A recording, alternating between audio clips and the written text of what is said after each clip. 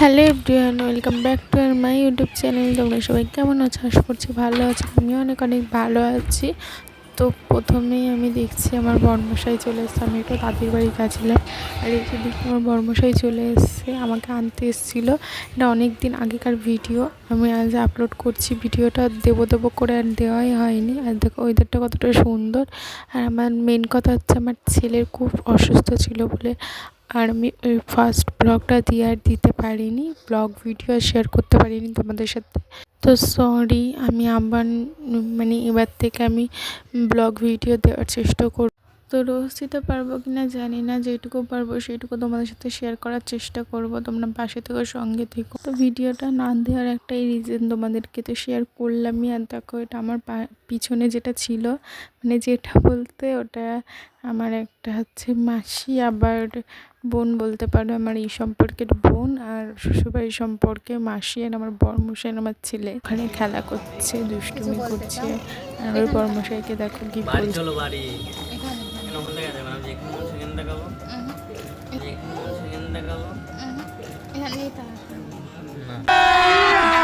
अभी मजा आएगा ना भिड़ो। Few moments later.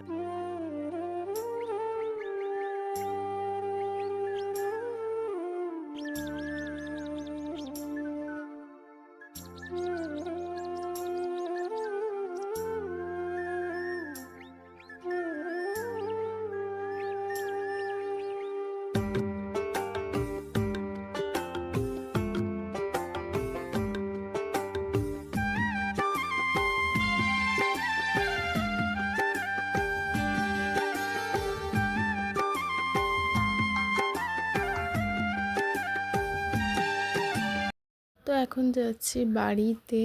তো বাড়ির দিকে রওনা দিচ্ছি। তো দেখো কত সুন্দর জায়গাটা, অনেক সুন্দর। এই দেখো, সবুজ প্রকৃতির সাথে যেতে আমার অনেক ভালো লাগে। আর এই রাস্তাটা অনেক সুন্দর, চারিদিকে সবুজ আর সবুজ। আর দেখো কত সুন্দর চারিদিকে নদী নালা, কত সুন্দর একটা জায়গা। তো এর সাথেই ভাবলাম আমাদের ছোট্ট করে একটা লাভ স্টোরি শেয়ার করাই যেতে পারে।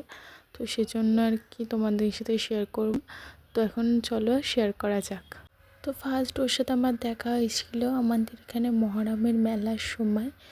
তো তখন হচ্ছে ফার্স্ট আমাদের এখানে মেলা হয়েছিল, তাতে ওরা এসেছিলো। আর ওর এখানে এখানে একটা মজার বিষয় আছে। মজার বিষয়টা হলো, আমারই একটা বোন ছিল, তো তার সাথে আমার বরের সাথে লাগিয়ে দিয়েছিলাম প্রেম করার জন্য, জাস্ট মেলা দেখানোর জন্য। তো সেজন্য আর কি প্রেম করছিল। তখন তো অত আমিও জানতাম না যে ওর সাথে হয়তো আমার বিয়ে হবে বা ওকে আমি ভালোবেসে ফেলবো এতটা। তো বাড়ি চলে যাওয়ার আগে আমার বোন ওর সাথে রুমাল নিয়ে ওর কাছে রেখেছিল। কিছুদিন পর সেই রুমালটা আবার আমার কাছে ফেরত দিয়ে গেছিলো আমার বোন, কারণ স্কুলে গেছিলাম, ও আর একজনকে ভালোবাসতো। সেজন্য আর কি শেষমেশ আমার কাছেই রুমালটা চলে এসেছিলো। দিয়ে তারপরে আমার আর ফেরত দেওয়া হয়নি। তো সেই থেকে আমার কাছেই ছিল রুমালটা। তারপরে এইভাবেই কাটছিল। তারপরে আবার 1 বছর পর ওর সাথে আবার আমার দেখা। আমরা সাইকেল সারাতে গেছিলাম একটা দোকানে। তো ওখানেও কাজ করতো, বক্সের কাজ। তো আমি বিশ্বাস করিনি যে ও বক্সের হয়তো কাজ করে। তারপরে আবার সেই মহরমের মেলার সময় আমি মেলা দেখতে গেছিলাম। তখন আবার ওর সাথে আমার দেখা। তখন আমাকে এটা ইশারায় বোঝাতে চেয়েছিল।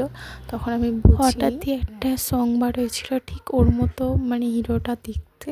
তো সেই জন্য আমি সব সময় ওই গানটাই দেখতাম, কেন জানি না, আমি জানি না কেন ওইটাই আমার ভালো লাগতো। তো সেজন্য সবসময় ওইটাই দেখতাম। একদিন ওর সাথে দেখা হওয়ার পর আমি ওকে বলছিলাম যে তোমার মতো দেখতে। তার পরপরই ও আমাকে ওর মাসির মেয়েকে দিয়ে আমাকে প্রপোজ করায় যে প্রেম করবে কি না। তখন আমি বারণ করেছিলাম যে আমি করবো না, প্রেম করবো না। আনন্দবাস ওর গ্রামটা হচ্ছে আনন্দবাস, ওখানে মারামারি কাটাকাটি হয়, সেজন্য আর কি আমি চাইনি যে ওর সাথে প্রেম করবো বা কিছু। তারপর একটা দিন আসলো যে সবাই বলার পর আমিও ভাবলাম যে করাই যেতে পারে প্রেম। তো আর তো কিছু নাই, টাইম পাস করবো বা ছেড়ে দেবো, এটাই ভেবে আমি প্রেম করেছিলাম। কিন্তু তার মধ্যে এতটা ভালোবেসে ফেলে যে হ্যাঁ, সেই ডেটটাই তো বলা হলো না তোমাদেরকে, 22শে ডিসেম্বর আমার বার্থডে ছিল 8ই ডিসেম্বর, তারপরে ছিল 22শে ডিসেম্বর। তো তখনই আমাকে আমি ওকে ফার্স্ট কল দিই, ওদের ওখানে জলসা ছিল। তো আমার প্রথম রিসিভ করার পর আমি ভাবছিলাম কি বলবো কথা, কেমন একটা লাগছিল। ধর আমার সম্পর্কে ও আমার মামা হতো, বুঝতে পারছো তো কথা বলতে কেমন লাগছিলো। আর ওর মাসির মেয়ে আমাকে শিখিয়ে দিচ্ছিলো, সেগুলোই আমি বলছিলাম। আমি সেইভাবে করার পর কি বলতে আমি জানতাম না, সব জিজ্ঞাসা করছিলাম তোমার বাড়ির সবাই কে কে আছে, সব কিছু জিজ্ঞাসা করছিলাম। ও যা যা বলছিল সেগুলোই আমি জিজ্ঞাসা করছিলাম। আমি হয়তো গুছিয়ে বলতে পারছি না, কিন্তু যেইটুকু মনে আছে সেইটুকু বলছি। এগুলো হয়তো বলার জিনিস নয়, মনের সবই আছে, কিন্তু গুছিয়ে বলতে পারছি না। তো ওর সাথে আমার কথা হতো আস্তে আস্তে ধীরে ধীরে, কিন্তু ব্লক করে দিত আমার নাম্বার। আমিও ওর নাম্বার ব্লক করে রাখতাম, কেননা আমার কাছে পার্সোনাল কোনো ফোন ছিল না। যেটা ছিল সেটা আমার আব্বুর কাছে থাকতো, সেজন্য আর কি ও ভয় করতো যে যদি কেউ ফোন করে।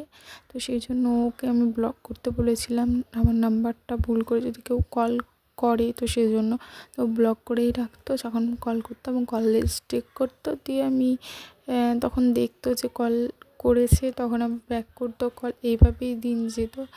আর তখন ওর থেকে হয়তো আমি খুব ভালোবেসে ফেলেছিলাম। আমি ভেবেছিলাম হয়তো টাইম পাস করবো, কিন্তু আমি ওকে মন থেকে অনেক অনেক ভালোবেসে ফেলেছিলাম, তাই আর ছাড়তেও পারিনি। গাইস, দেখতে দেখতে বাড়ি চলে এসছে। এটা আমার রুম। কেমন লাগছে কমেন্টে জানাবে। আর কিছু দেখো, বড়মশাই এখানে ফুচকা নিয়ে এসে, যখনই আসি তখনই ফুচকা নিয়ে আসে। এখানকার ফুচকা অনেক অনেক টেস্টি, অনেক ভালোবাসে, সেজন্য আর কি নিয়ে আসে। তো আমার লাভ স্টোরিটা কেমন লাগলো সেগুলো তোমরা কমেন্টে জানাবে। যেটুকু পেয়েছি সেটুকু তোমাদের সাথে শেয়ার করেছি। আর এখনও যদি তোমরা জানতে চাও তো কমেন্টে জানাতে পারো, আমি সব বলবো কিভাবে বিয়ে হয়েছে আমাদের, কীভাবে কী হয়েছে তোমাদের সাথে শেয়ার করবো। অনেক অনেক কষ্টের একটা সময় গেছে, তো সেগুলো তোমরা যদি জানতে চাও তো আমি অবশ্যই তোমাদেরকে জানাবো। ভিডিওটা ভালো লাগলে like comment share and subscribe করে দিও।